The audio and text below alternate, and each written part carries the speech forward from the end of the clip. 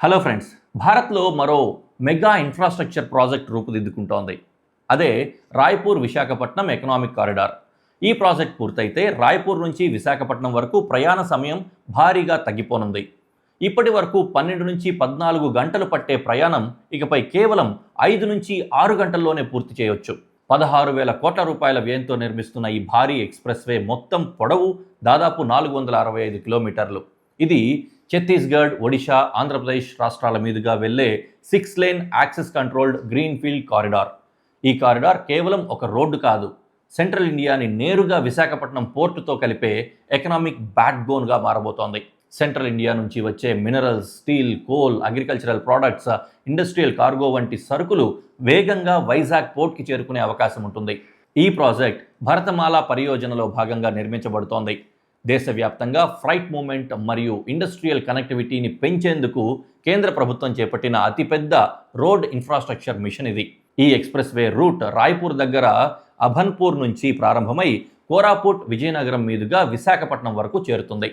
ప్రస్తుతం ఈ ప్రాజెక్టులో చాలా భాగాల్లో కన్స్ట్రక్షన్ వేగంగా కొనసాగుతోంది. కొన్ని సెక్షన్స్లో ఇప్పటికే మేజర్ పనులు పూర్తయిపోయాయి. ఈ భారీ ప్రాజెక్టులో ప్రత్యేకంగా అందరి దృష్టిని ఆకర్షిస్తున్న భాగం OD8 కోరాపుట్ ప్యాకేజ్. ఇది ఒడిశాలోని కోరాపుట్ జిల్లాలో సుమారుగా 22.5 కిలోమీటర్ల స్ట్రెచ్ ఉంటుంది. ఈ ప్రాంతం హిల్స్, ఫారెస్ట్స్, వ్యాలీస్తో కూడిన ఈస్టర్న్ ఘాట్స్ టెరైన్లో ఉండడంతో కన్స్ట్రక్షన్ చాలా ఛాలెంజింగ్గా మారింది.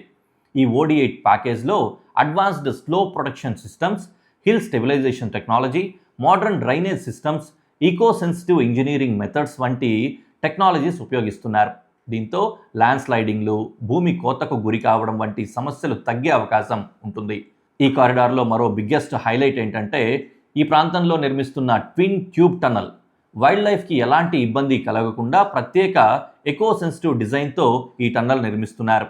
ఇది ఛత్తీస్గఢ్లో మొదటి మేజర్ ఎకో సెన్సిటివ్ హైవే కారిడార్గా గుర్తింపు పొందుతోంది. ఇంకా వైల్డ్ లైఫ్ కోసం under pass, elephant crossings, monkey canopy bridges వంటి ప్రత్యేక ఏర్పాట్లు కూడా చేస్తున్నారు. అంటే డెవలప్మెంట్తో పాటు ఎన్విరాన్మెంటల్ ప్రొటెక్షన్కి కూడా ప్రాధాన్యం ఇస్తున్నట్లు తెలుస్తోంది. ఒడిశాలోని కోరాపుట్ ప్రాంతంలో నిర్మిస్తున్న టన్నల్స్ కూడా ఈ ప్రాజెక్ట్కి మేజర్ ఇంజనీరింగ్ అట్రాక్షన్గా మారాయి. కొండ ప్రాంతాల్లో మోడర్న్ హైవే ఇన్ఫ్రాస్ట్రక్చర్ ఎలా నిర్మించవచ్చో ఈ ప్రాజెక్ట్ చూపిస్తోంది.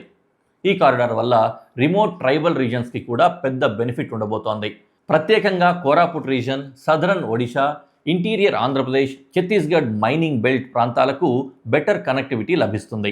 ఇప్పటి వరకు డెవలప్మెంట్కి దూరంగా ఉన్న బస్తర్ ప్రాంతం ఇకపై పోర్ట్స్, ఇండస్ట్రీస్, టూరిజంకి దగ్గరవుతుంది.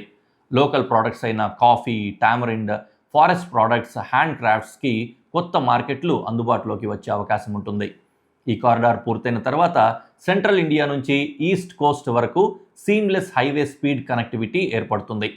ఇది ఫ్యూచర్ లాజిస్టిక్స్ మ్యాప్ని పూర్తిగా మార్చే మెగా ఇన్ఫ్రాస్ట్రక్చర్ ప్రాజెక్ట్గా కనిపిస్తోంది. భారత్ ప్రస్తుతం logistics efficiency, manufacturing growth, export కాంపిటీటివ్నెస్పై భారీగా ఫోకస్ చేస్తోంది. అందుకే దేశవ్యాప్తంగా ఎకనామిక్ కారిడార్ నెట్వర్క్ను వేగంగా ఎక్స్పాండ్ చేస్తున్నారు. రాయ్పూర్ విశాఖపట్నం ఎకనామిక్ కారిడార్ కూడా అదే విజన్లో భాగం. ఈ ప్రాజెక్ట్ గురించి మీ ఒపీనియన్ ఏంటి? కామెంట్స్లో తెలియచేయండి. మీ అభిప్రాయం చెప్పండి. అలాగే ఇలాంటి మరిన్ని ఇన్ఫ్రాస్ట్రక్చరల్ డెవలప్మెంట్స్ కోసం మా ఛానల్ని సబ్స్క్రైబ్ చేయండి, బెల్ ఐకాన్ని కూడా ప్రెస్ చేయండి.